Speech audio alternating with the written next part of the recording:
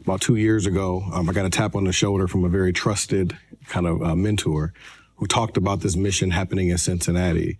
But to think that I could lead an effort, a mission that would open up the young minds of young kids to where they could realize their fullest potential, I jumped at the opportunity.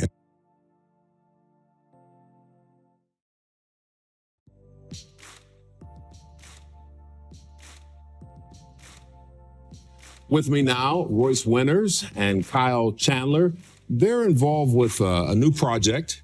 It is the Xavier Jesuit Academy. Yes. Let's talk a little bit about this project. This is going to be an all-boys school, right? It's an all-boys school, starting at 3 to 5, third through fifth grade, and we're going to add a grade each year. It came out of a dream that the Church of the Resurrection, which is in Bond Hill and California Avenue.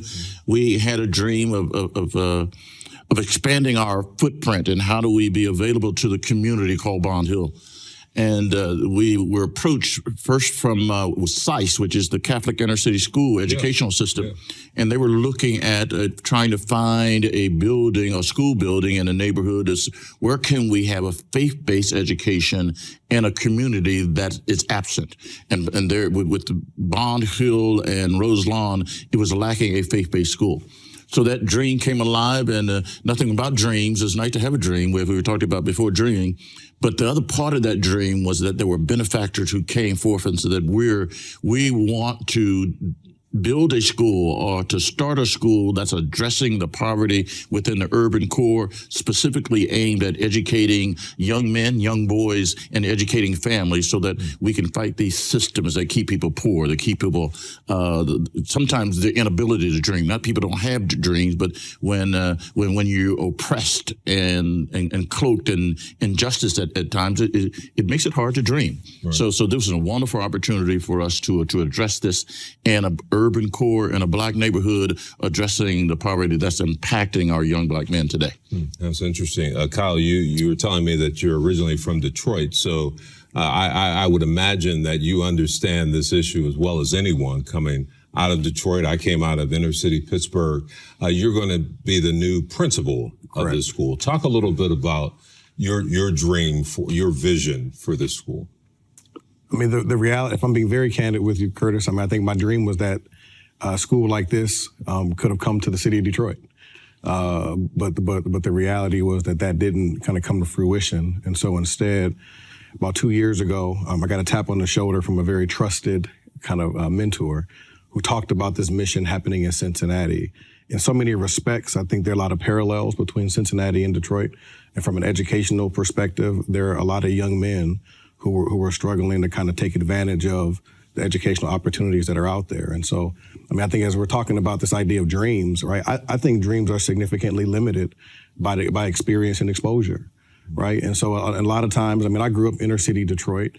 My dreams were limited by, what my mother could present to us as kids. And so for us, our big dream was every couple of years, we would hop on 75, go down south, and we'd go to Kings Island, right? Because Kings Island for us was our Disney World. And so I think for us, that was awesome, but you don't realize how much more of the world is available to you potentially. And so I had an awesome opportunity to go to a Jesuit Catholic high school. And when I got to speak with people that were from throughout all of metropolitan Detroit, my mind was blown. And so I think when I thought about this particular mission, the school I went to was a high school, but to think that I could lead an effort, a mission that would open up the young minds of young kids to where they could realize their fullest potential, but also the capacity that the world has to support them in accomplishing so many different things, I jumped at the opportunity. And so, as Deacon alluded to, right, we're a grade school, so we're grades 3 through 8 in our totality. We open up this fall to grades 3, 4, and 5. And so there are only 15 young men in each grade, which then allows us to really get to understand their needs, their desires, but also to get to know their parents and their families as well, to make sure their families understand what it means to be able to dream in a constructive way and what that path could potentially look like. Wow, between the two of you, this is going to be an amazing school, huh? Yes. Yes. Is this a Will there be a cost to this school?